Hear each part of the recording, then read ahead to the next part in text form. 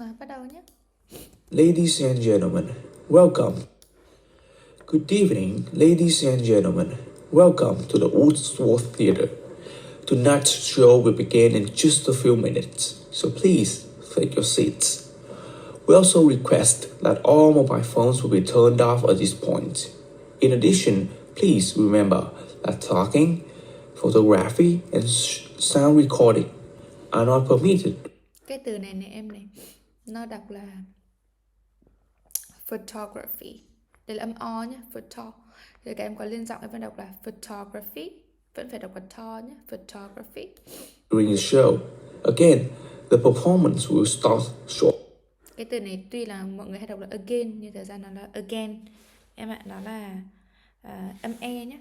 Again. Thank you for your cooperation and enjoy the show.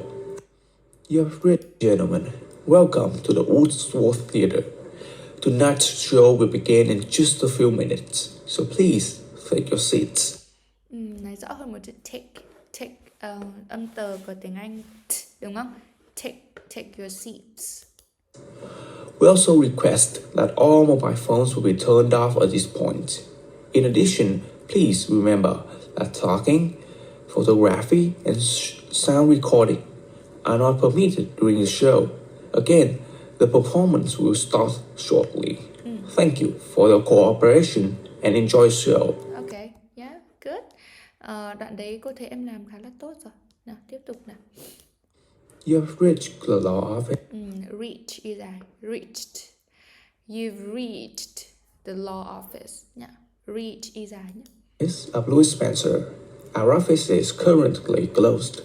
If you have an urgent question, please hang up and call our answering service at 555-0913. To make, change, or cancel an appointment, please leave a message after the tone or call back during regular business hours. Okay, tốt. In addition, questions may be submitted through our website. Okay, yeah, very good job.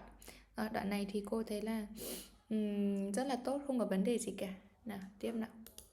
On today's episode of New Business Travel, Of, nhé, đọc là of vẫn thành cái từ khác rồi. On today's episode of New Business Travel. Đấy, nhé. we'll talk about the most efficient ways to check. On today's episode of New Business Travel, we'll talk about nói cho cô để nó rõ hơn cái đuôi này nhé. Will đúng không? Will. Are the most efficient ways to check your baggage, move quickly through security, and locate your departure gate. Then, I would like to discuss international travel. Although traveling abroad may seem difficult, it can naturally be fairly easy. Let's look at some simple tips that will help. Picture number 1. Currently closed. If you have an urgent question, please hang up. Change during regular business hours. This episode of New Business Travel will talk about the most efficient ways to check your baggage. Efficient. Em đọc là efficient rồi. Most efficient ways. Rồi. Move quickly through security and locate your departure gate. Thật ra đọc là security. Chỗ này lên đúng không? Move quickly through security. Yeah. Then I would like to discuss international. Nó viết tắt thì em cũng phải nói tắt. I'd like, không phải I would like nhé. Thế là nó viết đầy đủ rồi. Để viết tắt là I'd like. International travel. Although traveling abroad may seem difficult, it can naturally be fairly easy. Let's look at some simple tips that will help. Picture number 1. Okay, so I think this picture is taken in a picnic area. The main focus of the picture is 3 young women all sitting on the ground. Tốt, ok này. All sitting on the ground. And each of them is doing her own work. Is doing their own work. Okay, được. The woman on the left is writing something in a notebook. The one in the middle is typing on a laptop, and the woman on the right is wearing headphones. Cái này nó gọi là earphones chứ không phải là headphones đúng không? Headphone nó là cái mà cái tai nghe mà trùm qua đầu ấy. Cái này nó gọi là wearing earphones nhé. Em đó là wearing a pair of earphones cũng được. Một cặp tai nghe hoặc là earphones cũng được. What I can notice is they're all wearing jeans of the same colors. They're all wearing jeans of the same color. Okay, yeah, probably. Cũng được. Hơi khác một chút nhưng thôi.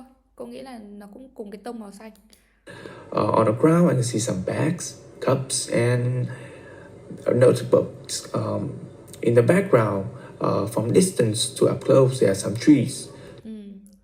From distance to up close, there are some trees, okay? So I think these are friends work date in the nature, and personally, The friends work date in the nature. I would love to be in such a place because I never had a chance. Okay. I would love to be in such a place because I've never had a chance. Okay, yeah. Cô thấy đoạn này rất ổn, rất là ok, rất là tốt. Nó có quá thời gian không? Có thể có hơi quá một chút nhưng mà it's okay. Không, chắc là không quá nhiều lắm nhé. Content rất là tốt. Okay. Cô không có nhiều cái bình luận về cái tranh này. Em làm tranh này rất là ok rồi. Nào, tiếp. Right, picture number 2. This picture is possibly taken in a meeting room, as I can see a woman wearing a dress and she appears to drawing something on the board. She appears to be writing nhé. Mình dùng tiếp diễn đúng không? She appears to be. Mình dùng appear cộng với to verb. She appears to be writing something on the board. While everyone else is really focused on it. Everyone else is really focused on it. Okay. At the bottom right of the picture, there's a man with a black Bottom right. Okay, a man. shirt. And it seems like he's Black shirt. Okay, let me see. I can't see anyone with a black shirt. Let's check. the picture. There's a man with a black shirt. Do you say black? Focused on it. At the bottom right of the picture, there's a man with a black shirt. And it seems like he's giving some gesture with his right hand. Give you some gesture with his right hand. On the table, there's some laptops and notebooks to assist the work. Assist. Okay. I can also notice a staircase in the background. A staircase in the background, yeah. So personally, I think this is just a normal meeting to me. Okay, yeah, this is a normal meeting, or like this is a normal scenario, a normal scene, right? Of a meeting or of a meeting session của một cái buổi họp. Ok nha. Ok, tranh này cũng rất là tốt rồi. Nhưng còn có cái đoạn mà cái ông này cô không, em nói black gì đấy, cô chưa cái từ đấy lắm nhé. Là tiếp tục nào. Picture number 3, okay. So I think this picture is an advertisement showcasing how to decorate a table. An advertisement, yeah, it's showcasing how to decorate a table. Okay. What catches my first is an open brochure and decorate a table. What catches my first is My eyes. Cô chưa nghe ra cái từ eyes luôn á. Mình bị nuốt cái từ đấy rồi. Okay. What catches my eyes first is an open brochure and is an open, cái open gì đấy, cô nghe lại xem nào. Decorate a table. What catches my first is an open brochure and a small device placed in the center of the table. And next, Voucher. Ý là cái này. Voucher. Yeah, voucher. Okay. Is an open voucher. to it, a small device placed in the catching my first is an open brochure and a small device Vouchers, đúng không? Voucher nhá. And a smart device. placed in the center of the table. And next to it, there's a coffee maker and a coffee cup. Cái này không gọi là coffee maker được đâu. Cái coffee maker nó là cái máy pha cơ. Còn cái này probably nó chỉ là một cái coffee pot thôi. Hoặc là cái teapot nhé. A pot. Một cái ấm à. Cái ấm. On the upper left side, there are several magazines stacked on top of each other. Stacked on top of one another. Nhiều hơn hai thì người ta dùng one another. Stacked on top of one another. The main color palette of the picture is black and white, giving it an elegant appearance. So personally, it reminds me of a work desk, and I appreciate its arrangement. Work gì nhỉ? Để cô nghe lại. And so personally, it reminds me of a work guest and Work guest or a what? so personally, it reminds me of a work guest. A work guest? Yeah. Okay. I'm not so sure about that. And I appreciate its arrangement. I appreciate its arrangements. Yeah. Okay. Right.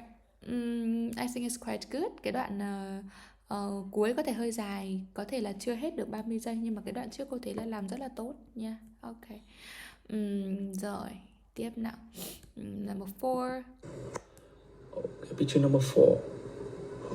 I think this scene is from a place that sells ornamental plants. Ornamental plants, cây trang trí. Ok, được. The main focus of the picture is a girl with a ponytail bowing down, and it looks like she's trying to picking up some plants. Again. Tail bowing down, and the main focus of the picture is a girl with a ponytail bowing down, and it looks like she's Ý là dùng cái từ là cái từ bow bowing down. Ok, bowing down. trying to picking up some plants. Trying to picking up some plants. Okay. And there's a little girl standing next to a cart, which already has some plants on it. Okay. In the background, I noticed some old ladies trying to taking a look at the items. Yep. As I can see some different samples of them. So I think the person who loves plants will like this place. A person who loves plants would like this place. Okay. Yeah, I think it's quite okay. Cái câu cuối, những người mà thích ấy thì hay đến đây. Rồi, cô nghĩ là rất là được. Yeah, mô tả bức tranh khá là chi tiết đấy nhé. Logic với được một cái là em không bị sai ngữ pháp, cho nên là cái lời nói của em thì tương đối dễ hiểu được với người nghe. Nào, đến cái tranh gọi là khó nhất bài nào. Number 5. Okay, picture number 5. Okay, so this is a picture taken in intersection during rush hours. Okay, in an intersection. Đọc rõ ra. Intersection nhé, cô nghe hơi như intersection. This is a picture taken in intersection during rush hours.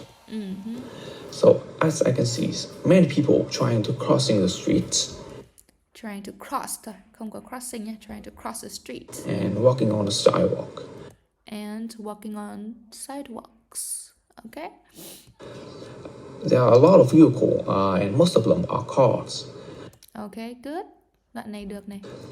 In the middle of the crossroad, there's a traffic controller, and I think he's trying to control the busy traffic. So based on the view with the buildings and the traffic, I think this is a